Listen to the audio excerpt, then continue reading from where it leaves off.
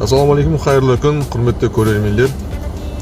Менде бір лайфхак, білген кісілер болса, мысалы Астана қаласындағы ауа райы салқын жерге қонақ болып болмаса көшіп келетін оңтүстік Қазақстан облыстарына, мысалы Қызылорда, Түркістан, Шымкент қаласында жүрген көліктері болады жалпы. И Астана қаласында қатты бір циклондар болады, қатты аязда. Сол кезде жылы жаққа үйреніп қойған машина салқын жаққа сондай қатты циклон болған кезде, минус 35 болған кезде машинаның жаңа патрулькілері болсын, әлсіз жерлері болсын, сол күн жылға үйренген сол жерлері кетіп қалады екен. Антифриз, тасол, бурдың майы, тормозной жидкостьтің майлары.